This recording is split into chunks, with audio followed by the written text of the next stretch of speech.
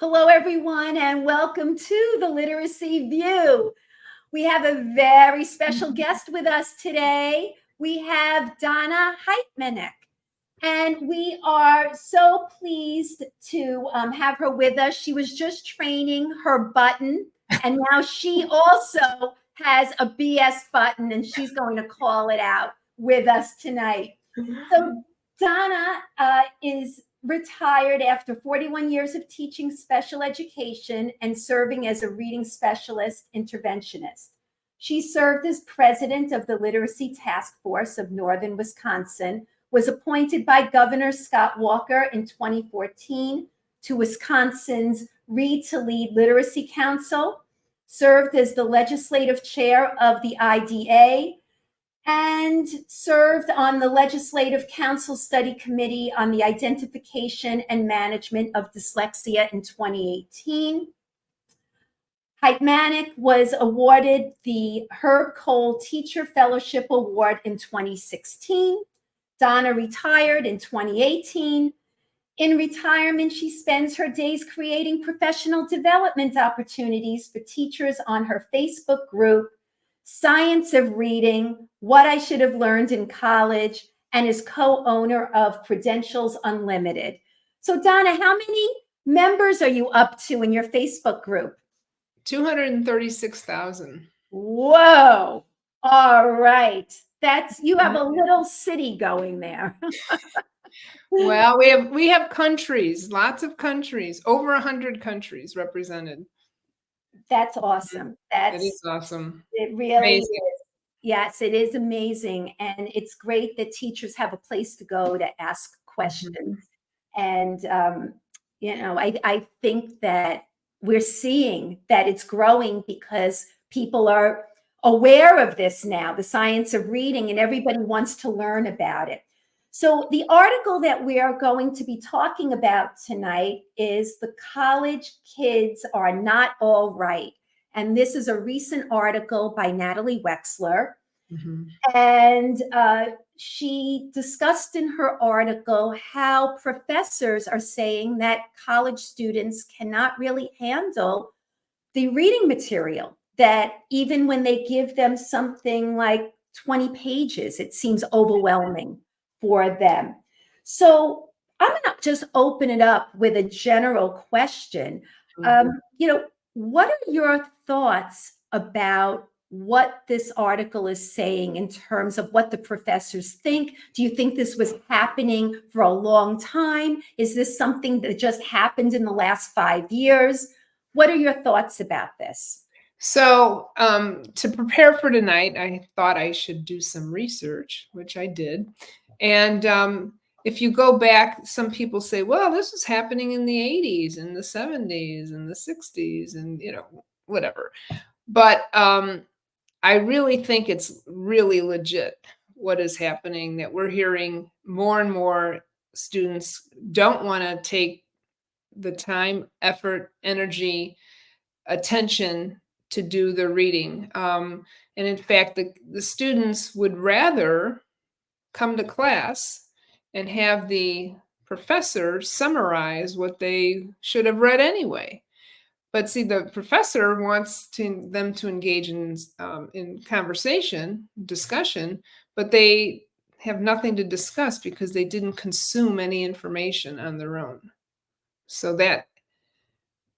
why? What's going on there? Well, there's got to be a million reasons, but I think, just in doing some research and just my own personal feelings is that, we've got the stuff called electronic devices, whatever they're called, get on your devices.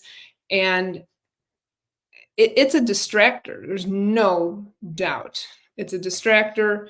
And in fact, there's lots of studies that have shown that the more electronic devices you're on, the smaller your attention span is, to such a detriment that the one fact, it was something like we change screens like every 47 seconds. I mean, it's insane how. So how do we expect kids to what's the word? Oh, the stamina. Let's build stamina in first grade, right? Well, if they're not, if they, if you got this going on, give the kid the choice. What do you think they're going to pick, right? And then, okay, let's add Chromebooks into the mix. Okay, so we got Chromebooks, and then we've got all these electronic devices, and then we want kids to establish stamina. Well, okay, and then let's throw in, I'm not teaching them how to decode, so they so they can't read well. So there is no good reading going on because they're struggling. I mean, I could go on and on to talk about, Yes, right? and you mentioned some very good points. Judy, in the article, they did talk about some of what Donna mentioned. They touched on it. But when I was reading it, it seemed to me that it was kind of steering in the direction of other issues as well, such as building content knowledge, besides some of the things that Donna mentioned. What are your thoughts on this? So I think first of all, I do think that the article was brilliant. I got to give it to Natalie Wexler. I think this article was a home run. I think that Natalie touched on some really key points, and Donna did as well. I think one of the key points for me was that sometimes a lot of these new programs, as they're being implemented, don't allow kids that time to actually do the reading. It is very often these little excerpts and working on little short reading passages where the teacher might be the reader, and then kids are answering questions. And then even like when it comes down to giving kids exams, very often I see the teachers doing the heavy lifting again. The teacher is doing the reading, the kids are doing the listening. Now we're testing comprehension, but now it's an auditory task. So we're testing them on how they listen to the story and comprehended, which is very different than actually reading the test itself. So I think there's a lot of pieces going on. And I think that the truth of the matter is what's happening in one school or in one classroom might look very different than what's happening in another classroom. And I don't think that there's a sense of norming. And I think that, teachers are just trying to support students, but is it at the detriment of giving kids the time to actually being able to read? Of course it takes time for kids to break the code and so forth, but are we still giving kids now, as we're shifting into these, more content rich programs, are we still doing our read alouds? Are we still reading our fairy tales? Are we still talking about theme in a fun way that's like connected to actually reading a whole entire text? I don't know. I know I still have all my fun stories. Like, I work with kids after school. I just ordered The Three Wishes, which is one of my favorite fairy tales, The Magic Fish, which is a wonderful one, Rumpelstiltskin. And, some people might be like, oh, those weren't content rich, but you know what? They have value, especially for our early readers. And thinking about what was the theme, Aesop's Fables. I see little excerpts of these little things, and I think people are playing a balancing act with nonfiction versus fiction, and I see a lot less fiction. So I think that there's a lot to think about. And I think in terms of what Donna said about the technology, it might be at a detriment to our kids. I mean, I want to actually say something about the technology. Yeah. The Surgeon General just came out with something about a day. Did he? Yes. When was this? Is this breaking news? 2 days ago. And it was about social media warning labels. Yes. That it's actually dangerous for mental health. We have this mental health crisis. And, they're learning more and more about social media. And just what Donna was saying, we have all of these tech gadgets, and we're almost training the kids to jump around and hop around, and they really. All right, let me ask you and Donna a question. Be honest, ladies. Are you ready? When you read the article, I read it twice. How did you read it? Did you print it out or did you read it on your cell phones or on a computer? Just curious. Print. Both ways. I first had it electronically and then I printed it. And I was going to print it, but I read it both times on my cell phone. But I think that I still understood it well. And I think my experience was still really rich. I don't know. So, there is something to think about. Yeah, but you're an experienced reader. You've been around the block a few times, right? Yeah, Faith calls me Judy from the block. So, for new kids, for new readers and new learners, that's probably, there's some arguments about that it's not good to be reading it on electronically. Well, I think that there are some benefits, like on one of these e-readers where you can make the print larger. And some parents feel that that is helpful. But as far as understanding something, to me, paper is king, Well, I agree with you. Because you can go something. back and look and reread. You don't have to be looking for the page. But you know what? The genie's out of the box, and people schools are shifting forward with this technology. In New York City, they actually piloted for the first time. The New York State assessment was actually digital this year for 5th grade. So that's new. And I wonder how that's going to affect the data. As my son took the SAT, I think in Connecticut 2 years ago, that was also digital. Now, the other thing that I find is really interesting is where I work at my site, we use a screener known as Acadians with our kids, and it's the teacher's doing it with the student. But some schools are using screeners where it's actually computer based, and sometimes that worries me, especially with early learners like a kindergartner or a 1st grader that's just learning how to read. When they're taking an actual screener online, how does that affect the data? So there's definitely both of you mentioned some points that leave a lot of food for thought. Yeah. Well, we have now, the article is focused on college kids. So let's just shift a little bit and think now we have these kids. They're expected to be able to handle college level material. And clearly the professors are saying there has been a change in what they're seeing. Donna, there's a line in here that I just want to look at, and it says here about textbooks being boring. And I thought this was very interesting. It said, and the answer to boring textbooks isn't to have students watch a video. Instead, it's to assign reading that is both engaging and challenging, and to ensure students are equipped to read and analyze it. That was Natalie Wexler saying that in response to people saying that, well, maybe we should not just stick with books. Maybe we should have kids look at videos or listen to a podcast, and that there are all these different types of literacies. What do you think about that?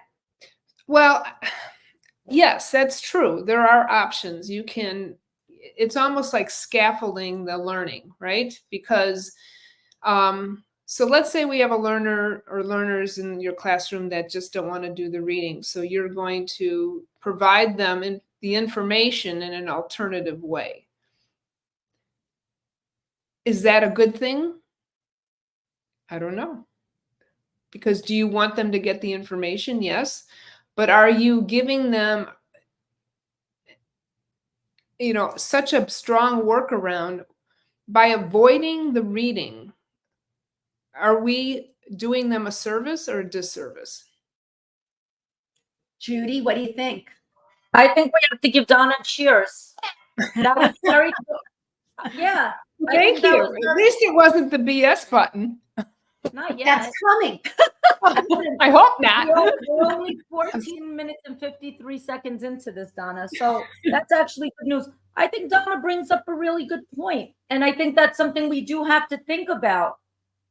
Are we helping our kids when we're saying, okay, you could listen to the passage? Are we helping our kids when we're rushing through units as we're teaching them and not giving kids that experience to actually read? Because, you know, Faith, it's what you bring up, that these professors are saying something.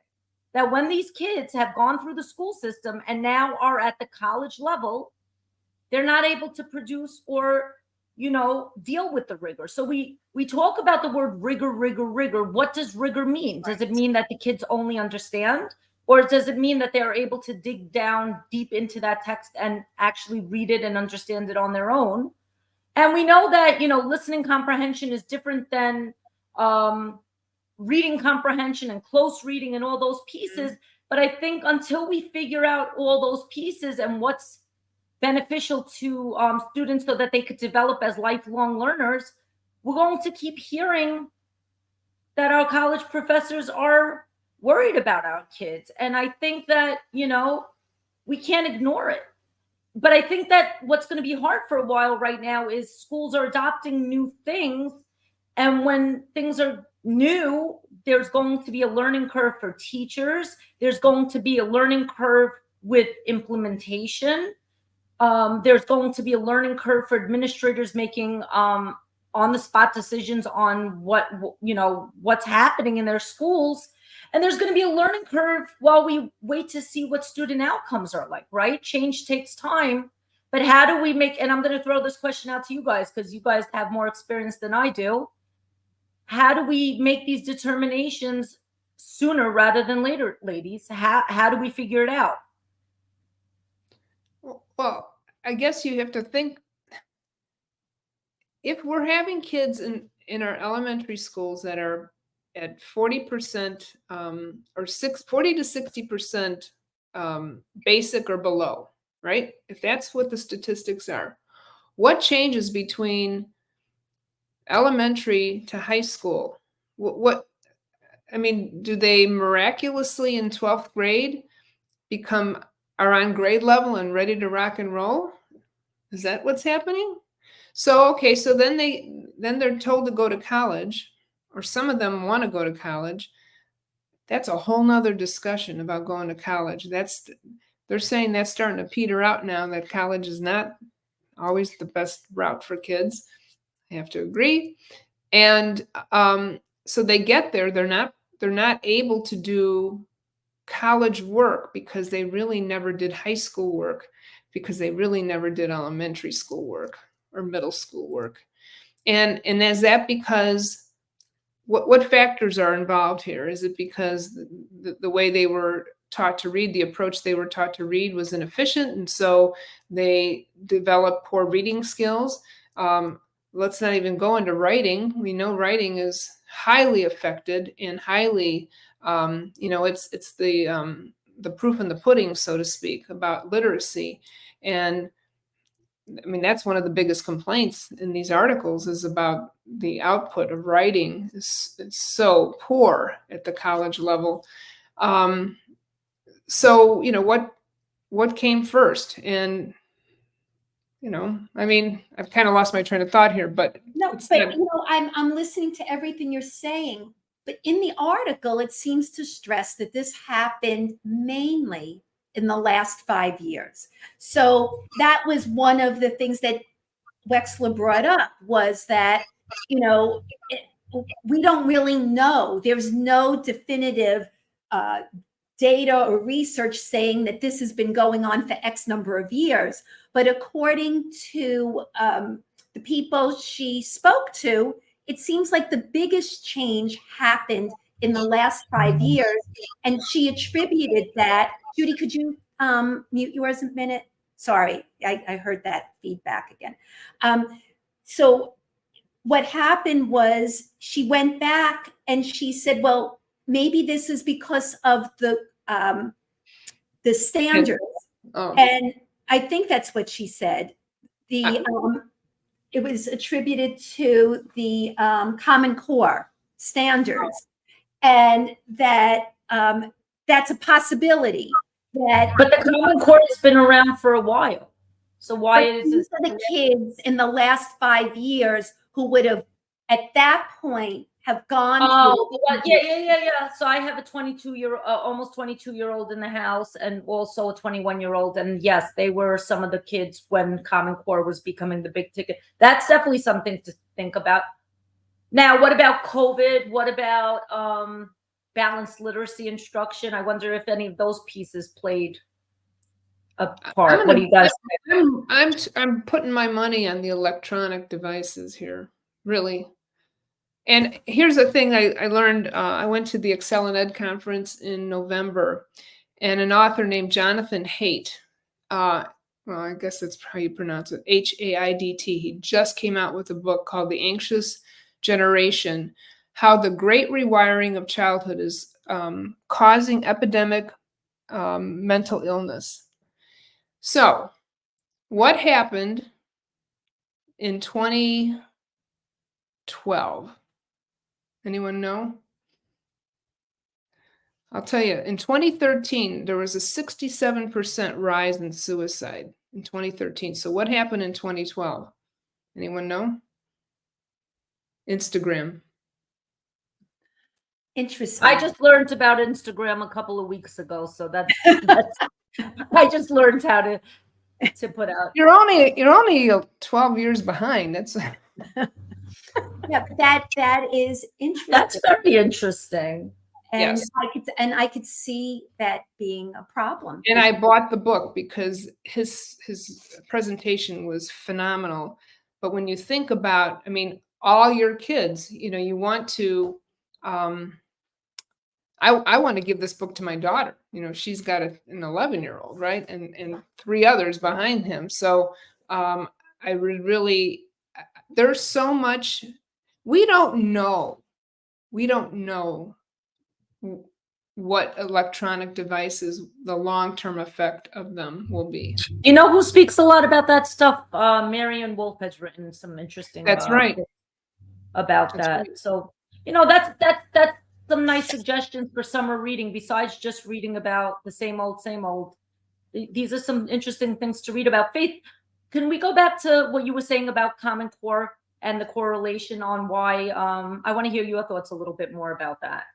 Well, my thoughts really, I was just trying to absorb the article. And from the article, it said that it seemed that some of what they intended to do with the Common Core was misinterpreted, and that it became a lot of comprehension questions with short passages rather than, diving into a book in a deep way and really enjoying a whole book, that these kids have been given short, as Judy said, short excerpts, and just asked a lot of questions. And that's part of the problem, that kids are not really being taught. I'm giving you a cheers.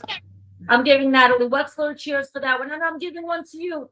And I think people got overattached in the Lucy days to the word mini, and everything's a mini lesson, and it's mini.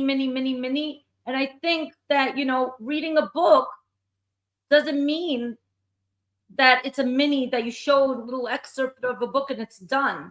Mini could mean that you're going back to that same novel or that same text on another day. It doesn't have to be a one and done. Mm-hmm. Well, I think the Common Core, I remember being in a classroom. I never taught a regular classroom, but I was in there, and they would do a lesson. I remember distinctly. It was a end of the school year. The kids, first graders, had to write a book. So they had to make a book. So they had to, put the title on, the glossary, the index, the content. First graders. And I remember her just checking off the Common Core standards met. It was a checklist is what it turned into. Instead of, like you said, Judy, that absorbing it and rich discussions and, longer texts, longer books, and building stamina, really building stamina, and not just go sit in the corner and look cozy. building stamina, becoming an active reader. I don't think that Well, was you just said a key word, Donna, active. So one thing I could tell you is I'm a little confused about this point. So in the article, Natalie wrote, for now, I'll just say that on the positive side, the standards appear to have sparked a new generation of elementary literacy curricula that focus on rich content rather than comprehension skills, like making inferences, that can actually be taught or assessed in the abstract, divorced from any particular content. And this is where I kind of feel it goes a little bit off the rails, because I don't think that you can really talk about deep comprehension without talking about teaching kids how to comprehend the text. So I think that, you know, when you think about comprehension skills, such as main idea that I know Natalie talks about, that's a problem. I'm sorry, but I don't know any kid who can't benefit from being taught how to find the gist, how to find the main idea. And that doesn't make any sense to me. And it doesn't make any sense to me when she says you can't teach how to make an inference. Well, I do it all the time. And if you know how to teach that, then it works. If you just ask them an inference question and expect them to come up with an answer, well, that's not teaching, but actually teaching them all the details of a passage and thinking about it. And I got this from one of my reading first friends, my friend Sybil Gelfand, who worked with me as a reading coach. She called it on the line questions and off the line questions. I still use that term today. And an off the line question means you need a lot of literal information, right, that you absorb, and then you could figure out how to read between the lines. But if you're only getting a couple of points, well, how do you read between the lines if you don't have enough information? So the first thing that you need to do is teach how to get the information that you're reading, and then you're able to make an inference. So cheers, Faith. Cheers. Cheers. Thank you. But I do think that I like a lot of the stuff she says, but I'm still seeing how this is being taken away from the idea of being able to teach certain skills that we know are very important for those students who need that explicit instruction. And it's not just anecdotal. It's not just what Faith says. Faith, we've had researchers come on the show that said that there's actual research to support that, right, Faith? We had Joan Sedita. We had Marianne Rice. Who else did we have to support that? We had Leslie Lord. Yeah. We had Nell Duke, Leslie Lord. I mean, there are so many people out there. We had Tiffany. We had a lot of people talk about this. And content, of course, is important, but we can't ignore some of these things. And to say it can't be taught. What do you think? All right, so let's hear what Donna thinks. Talking, Donna, I want to hear from you. That makes complete sense. I think the balanced literacy movement made so many assumptions that kids were going to just know this stuff because they came to the classroom and they just want to read. And that's an assumption that might be true for 10% of kids that are in language-rich environments at home, come to school with complete vocabularies, have been read to since they were in the womb, probably can read on their own coming into school.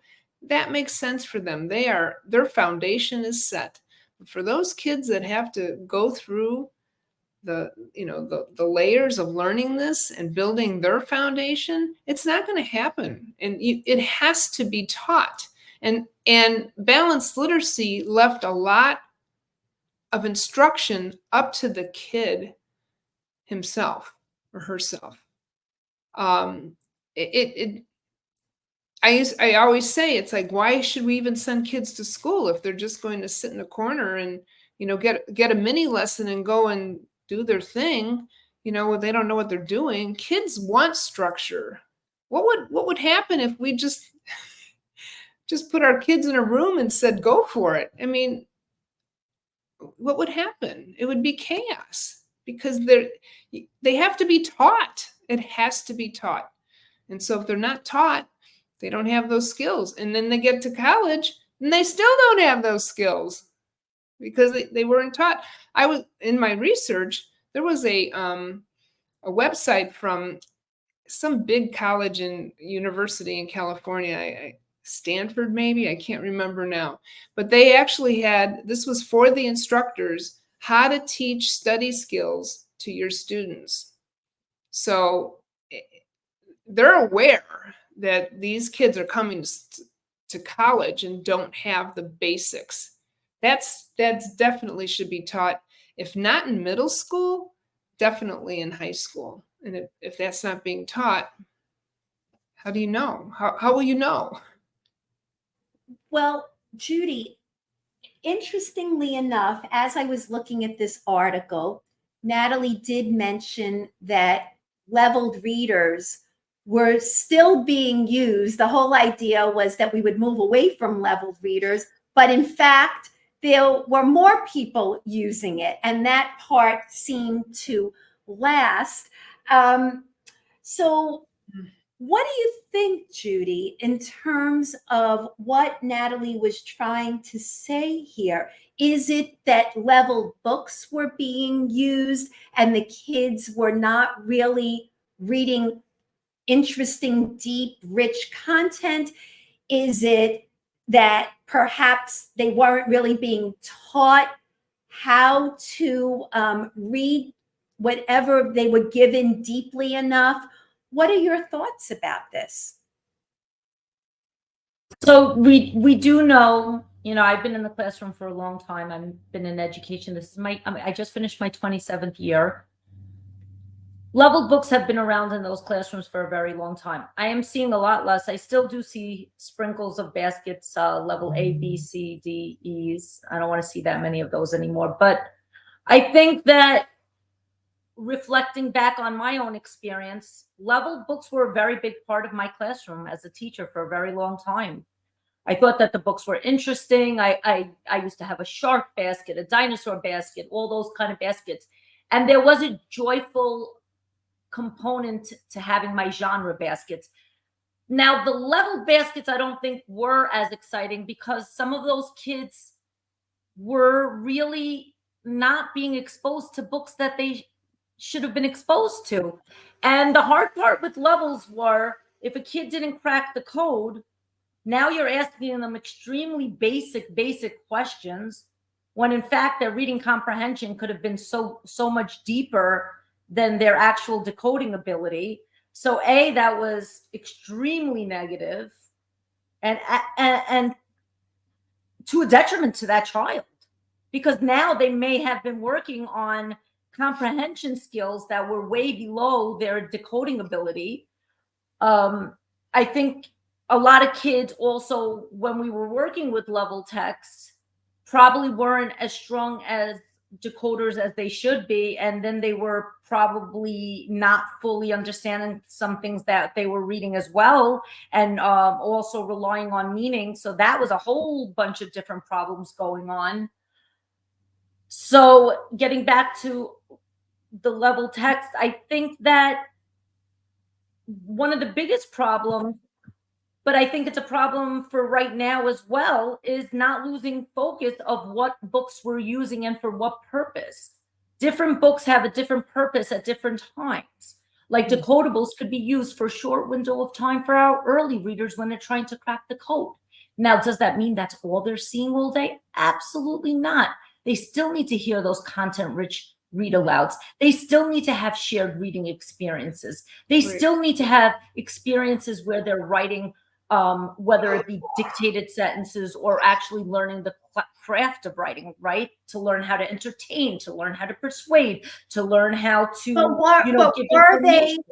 But were they really doing that? So I Donna, think some kids were, Faith. I think it's unfair to say that no kids were. Like, no, some but kids- wait, that's not what I'm saying. I'm saying that when teachers were using these leveled books, were they actually teaching, let's say, summarization? I Were think they basically teaching what was going on, or I know accepting it? what you're getting on. I think it was more of, I think that a lot of it was spewing questions at kids more than anything else. And I think it was a variety of questions.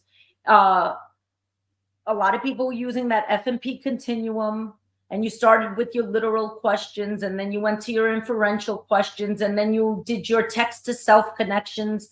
And it wasn't enough of the actual process of teaching kids how to do those things. I saw a lot of visualization going on and teaching kids how to visualize, but all those other things like finding the gist and so forth, pockets of it, but probably not as strong as it should be. But I'll be honest with you, even now, in the structured literacy world, I'm still seeing pockets of different planners and templates that still have sprinkles of just asking different type of questions. That's an interesting point, Donna.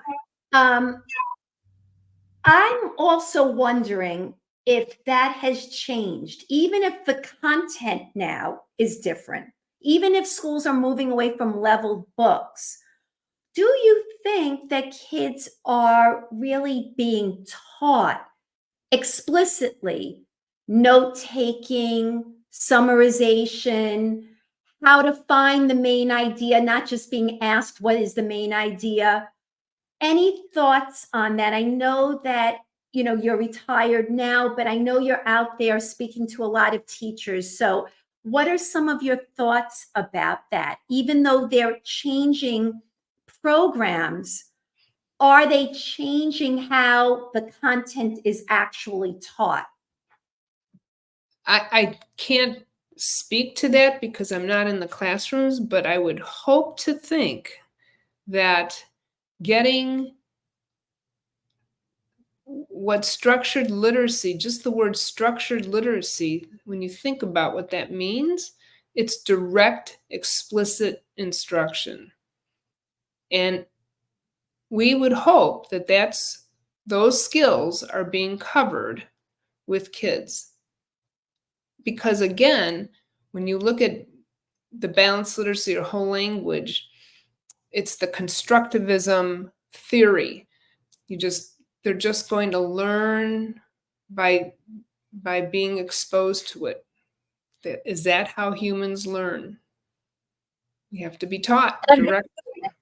Back to what's happening right now in the SOR world, where people are thinking that and not you, Donna, but just that knowledge building itself is going to fix the problem. And I think the three of us could agree that that's not.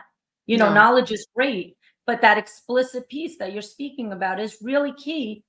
And Faith, I'm going to be honest with you. I am in the field every day. I think that there's a learning curve for a lot of teachers. I think a lot of teachers right now are getting better at phonics instruction. A lot of teachers are getting better at phonemic awareness instruction. A lot of teachers are getting better at so many things. But I think in terms of the vocabulary pillar, the comprehension pillar, the phrasing and fluency pillar, I still think that there's a lot of work to do. And I know Natalie Wexler doesn't love when I use the 5 pillars of literacy plus writing and oral language, but I feel really comfortable about it. And I feel that unless we really think about each strand of that rope really carefully and think about how it impacts kids right now in the moment and how that has an impact on when they do go to college and which pieces were neglected, I think that if we think about it, Faith, what strand or pillar or whatever you want to call it, and Donna, do you think was a pillar that might have been impacted with what we're seeing, what the college professors are saying is missing? Right. What do you think, ladies? Absolutely. I mean, and that's one of the big complaints about the National Reading Panel is the 5 pillars left out writing, and to the detriment of lots of training, lots of messages being inadequate, really. Writing should have been included. And we know now, when you learn to write, you learn to read. I mean, that's coming out more and more. I mean, years ago, when we identified a kid for special ed, it was all based on reading, and spelling was ignored. If they had low spelling, they didn't qualify. And now, you think about it, they would have been identified as learning disabled, just because we know. And that's an interesting piece. But there was also these kids that are probably in college now, Faith. A lot of them were probably part of the generation of kids that went through the invented spelling phase, where everything was just fine. Oh, if it sounded phonetic, it was just fine. And, maybe it was not just fine. I'm sure that plays into this. I'm sure that it's what we talked about. It's probably not enough phonics instruction that was explicit, systematic. Possibly they couldn't really read the words very well. Probably not working on endurance and really building up endurance for being able to handle something more complicated. I'm sure it has to do with not really being taught how to comprehend whatever book that they're reading, in terms of just expecting it and just asking questions, which is not really teaching how to close read. And I know that is a term that was brought up in this article about close reading. I'm sorry, I think that is a legitimate term, to be able to read deeply and to dig deep into something. There's nothing wrong with the term close reading. I think that, like Donna said, the idea that these kids are being distracted with phones and Instagram and Twitter and Facebook and whatever else is out there. I know how easily I get distracted. Oh my gosh. When I get my message on Sunday morning about how many hours I've been on my device, it's scary.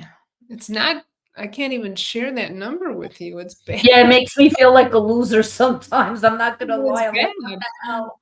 It's funny that you say that.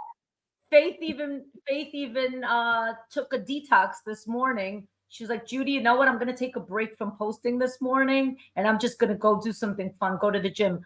We didn't know we could actually schedule posts. You could schedule it so you're not on social media.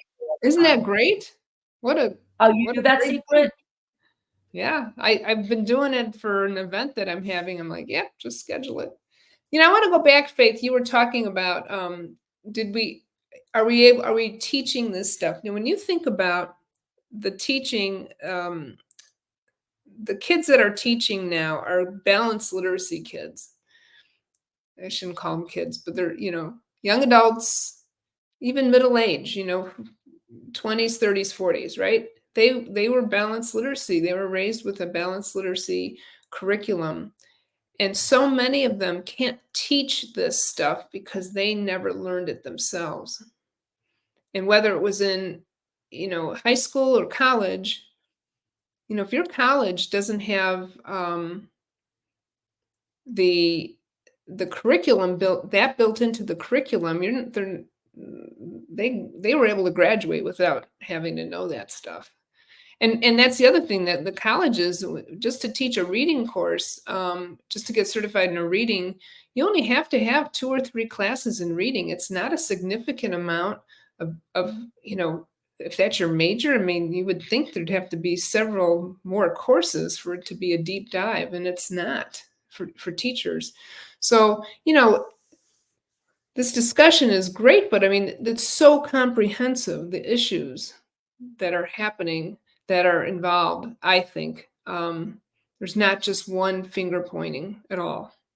No, I would agree with you. I don't think there's one factor, but I don't think, when I got to the end of the article, you know, it's the last part of this is what schools can do. And it leaves, I think, the message, you know, it says here, there are things schools can do to combat this trend. Although it gets harder as grade levels go up, it works best to start building knowledge and reading stamina in early elementary school. And that doesn't necessarily mean a steady diet of complex nonfiction. And then it goes on a little bit talking about that. And then she picks up with kids are likely to see reading as an enjoyable experience and to pick up the kind of complex vocabulary and syntax they'll need to understand what they'll be expected to read in years to come. And the last line is curricula should also build knowledge of history, geography, and science in a logical sequence beginning in kindergarten. Okay, but it leaves almost the reader with the idea like that's the answer. Like that's the pivotal point, that if we just build knowledge from K up in those areas, which if we had social studies and science taught the way it should be, we have periods for science and social studies, but doesn't mean they're always getting it. Donna, you are an interventionist. I bet you had to pull kids out during those subjects at some point. Right. I'm imagining that you probably Imagine did. that. Right. So they missed. Yeah. So I know I had to as well. You know, they changed that along the way to have like win periods, like whatever is needed. Right. But I know that there were times when I had to pull, and those were the periods that I had to pull from. So let's start right there. You know, we should make sure that kids are getting all their subject areas, but it's not, like you said, a simple answer. And I would agree with you. The technology is changing brains, it's changing attention span, it's changing focus, it's changing brain patterns. It truly is. It truly is. And that's in the research I did for tonight. It was amazing to see the dopamine. Okay, so when you're on an electronic device, you got dopamine flooding your brain, and it's exciting. You want more and more and more, especially people who have addictive personalities. You know, they just want to be on that game or phone or, you know, constantly, because their brain craves it.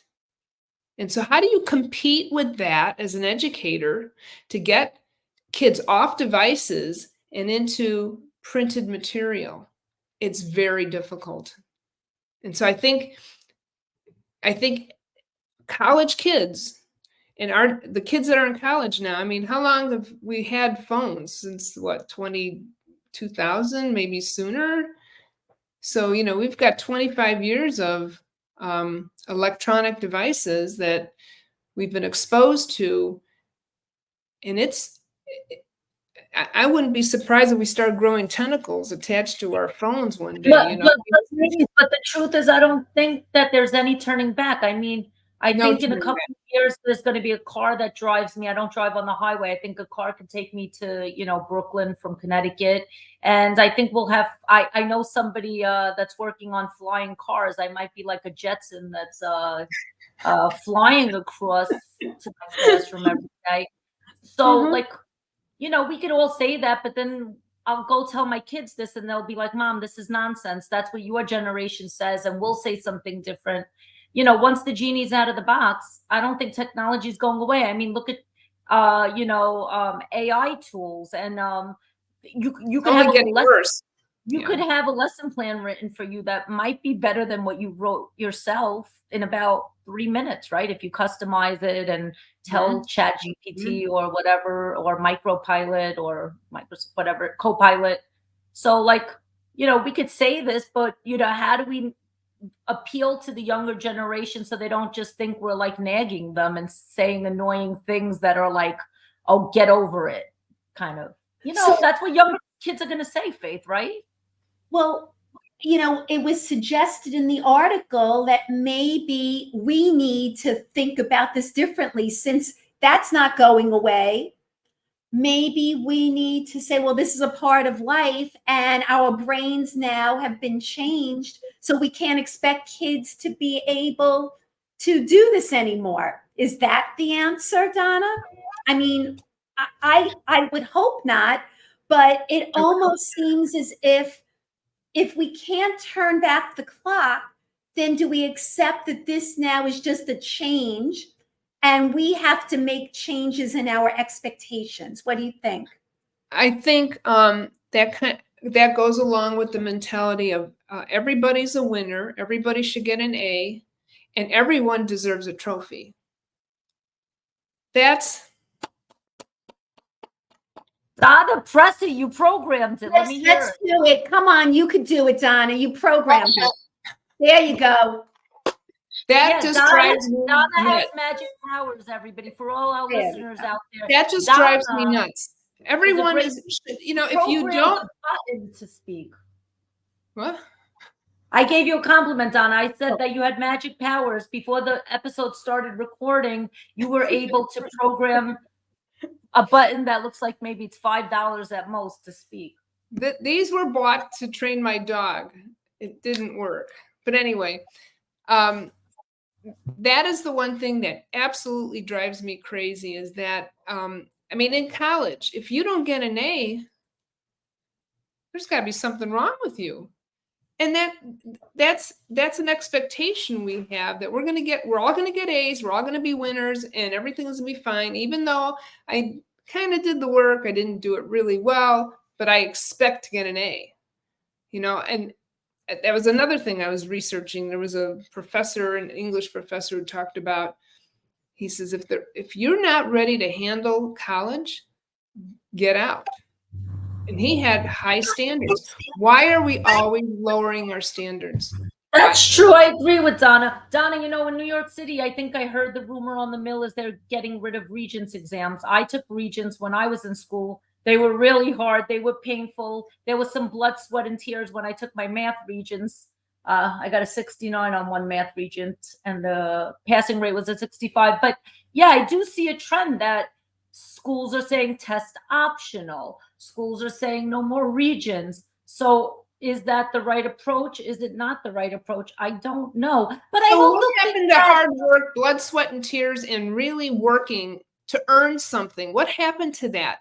We're reducing learning to crying and whining and I don't want to do the work, but give me the grade. That's not learning.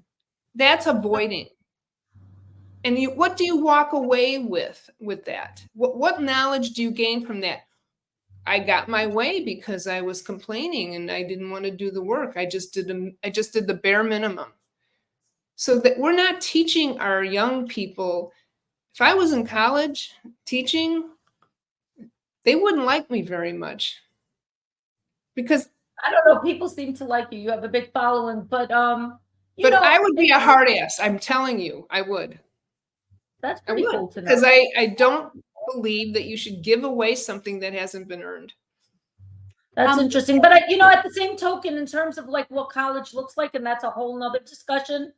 I don't know. Maybe the way college is designed is not working for everybody. Maybe it is liberal artsy and some kids lose interest very fast.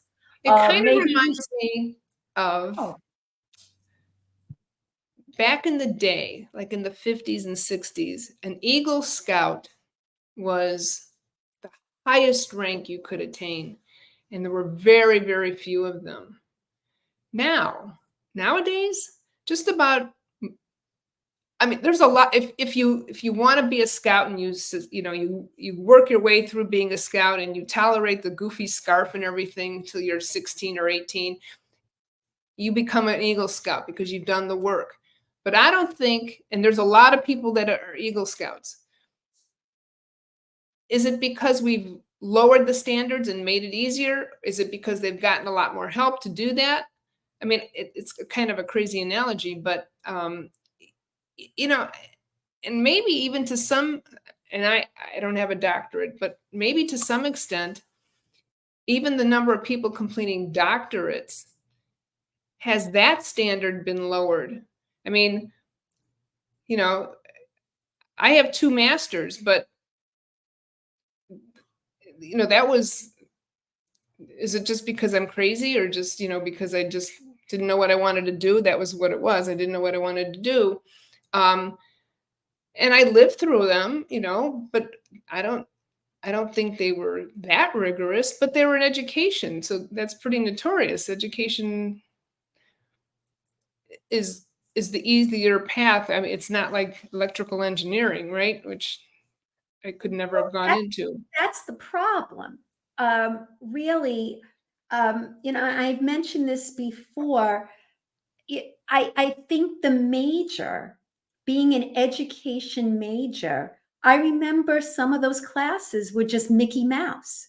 They really were Mickey Mouse. It was embarrassing, some of the Well, things. and isn't there a joke about that? If you don't know what you want to do, go into education. I mean, something along those lines. If you can't handle college, or go into education, or something along those lines, because an educator's program is more simplistic, a lot easier than other majors.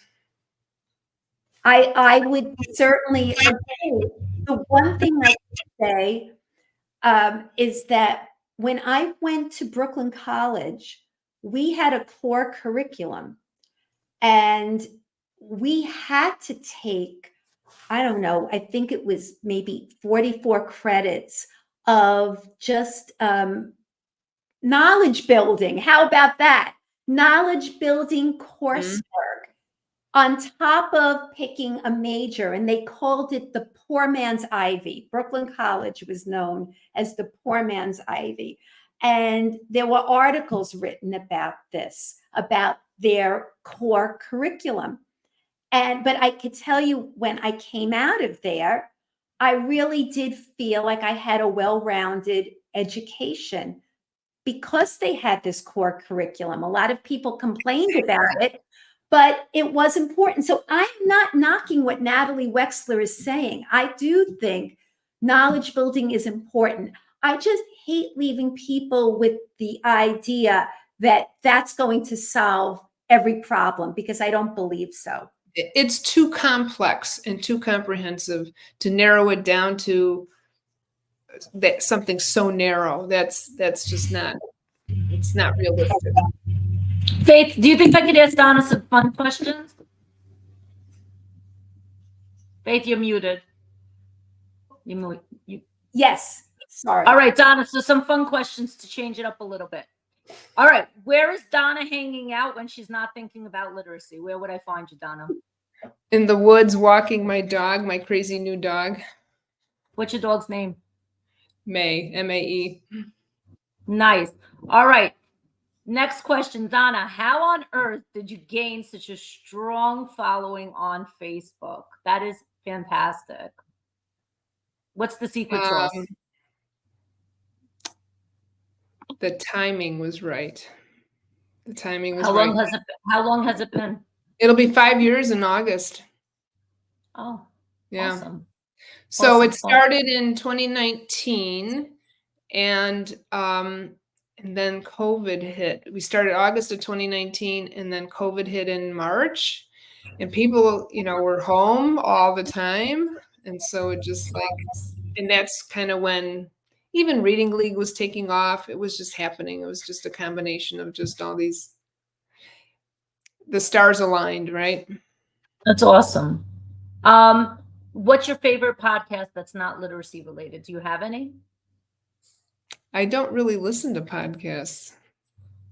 Well, we hope you listen to this episode. And then one more question. I don't have time. Oh my gosh. All right. Donna's in a restaurant. What do you usually order on a menu, including your drink, your app, your entree, and your dessert? That's wild. What a question. That's a good one, right?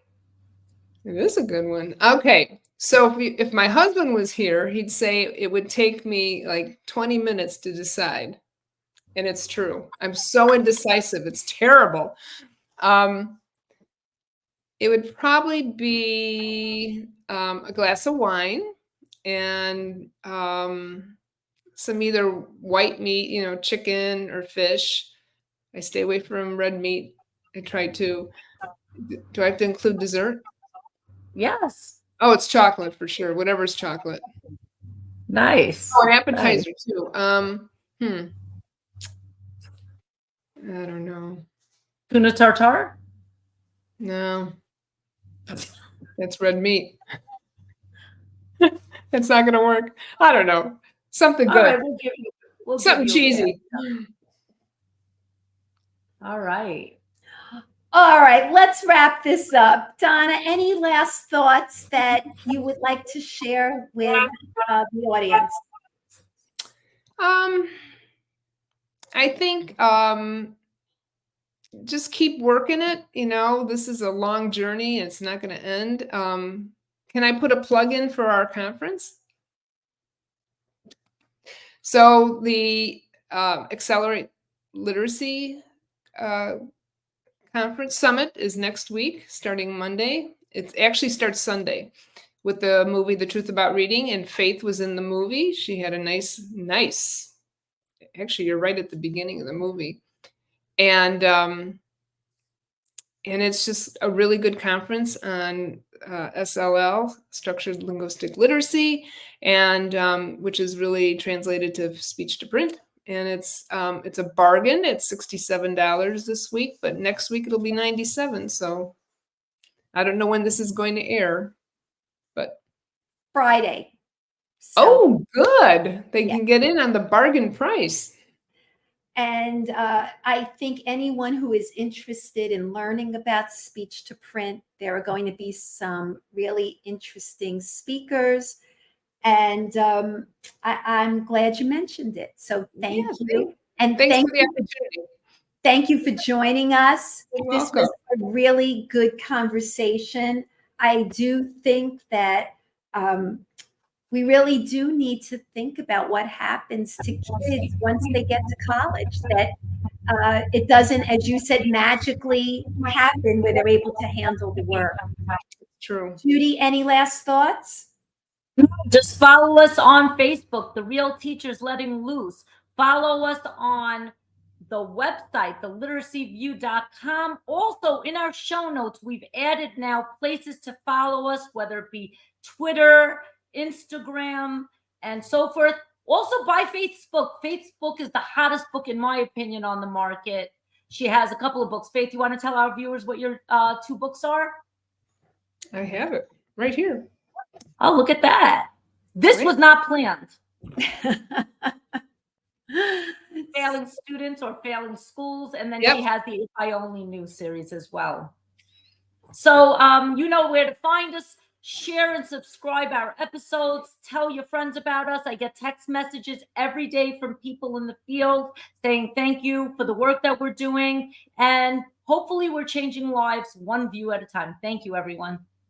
Bye. Good night. Bye.